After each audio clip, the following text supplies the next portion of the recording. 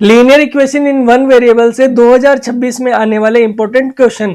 Hello dear student, यदि आप class 10th के स्टूडेंट हैं तो ये वीडियो आपके लिए बहुत इंपॉर्टेंट होने वाली है। चलिए वीडियो को शुरू करते हैं।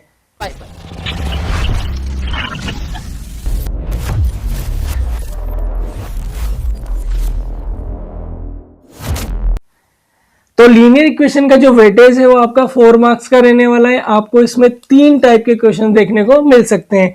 एक क्वेश्चन आपको एमसीक्यूज देखने को मिल सकता है जिसका वेटेज जो है वो 1 मार्क्स का रहने वाला है, और आपको एक क्वेश्चन वेरी शॉर्ट टाइप का देखने को मिल सकता है जिसका वेटेज भी क्या है, 1 मार्क्स का रहने वाला है। और एक क्वेश्चन आपको शॉर्ट आंसर टाइप का देखने को मिल सकता है जिसका वेटेज आपके 2 मार्क्स का रहने वाला है।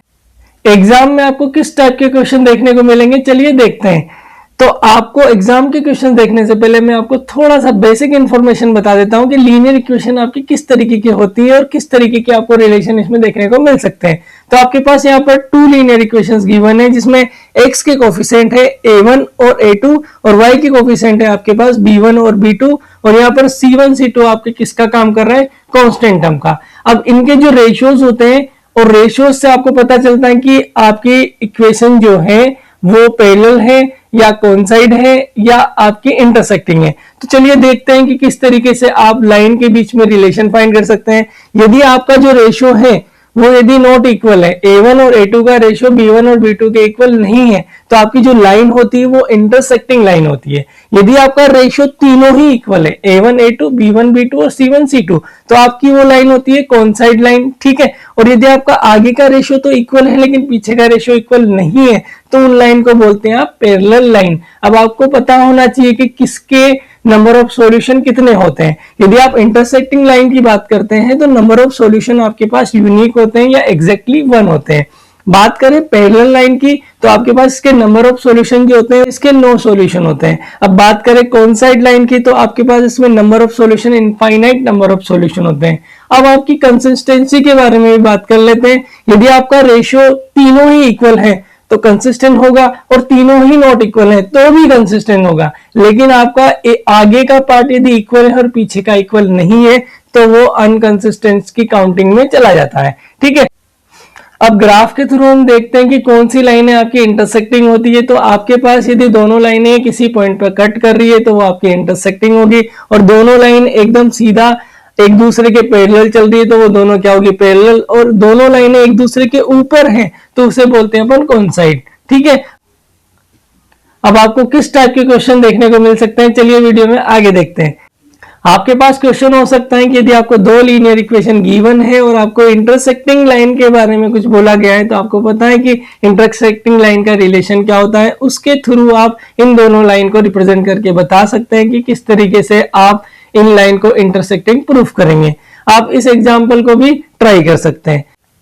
नेक्स्ट क्वेश्चन देने वाला है कि आपको 3 लीनियर इक्वेशंस गिवन है और आपको ये प्रूफ करना है कि कौन सी आपकी इंटरसेक्टिंग होगी, कौन सी आपकी कोइंसाइड होगी और कौन सी आपकी पैरेलल होगी। तो आपको रेशियोज के थ्रू इनको पैरेलल, कोइंसाइड और इंटरसेक्टिंग प्रूफ करना है।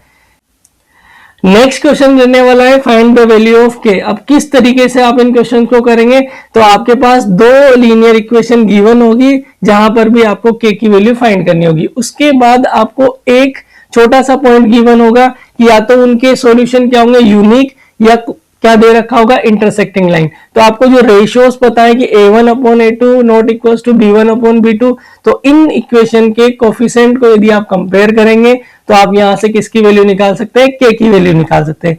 इन सभी क्वेश्चन को आप एग्जाम से पहले जरूर ट्राई करके जाएं।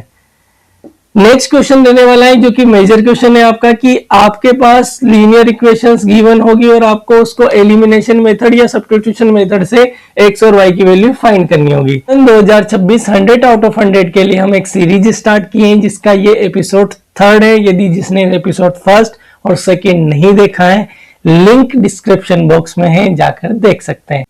नेक्स्ट क्वेश्चन रहने वाले हैं आपके लैंग्वेज टाइप के क्वेश्चन। इसमें आपको पहले लीनियर इक्वेशन बनानी पड़ेगी, फिर लीनियर इक्वेशन को सोल्व करके जो पूछा गया है उसकी वैल्यू फाइंड करनी होगी।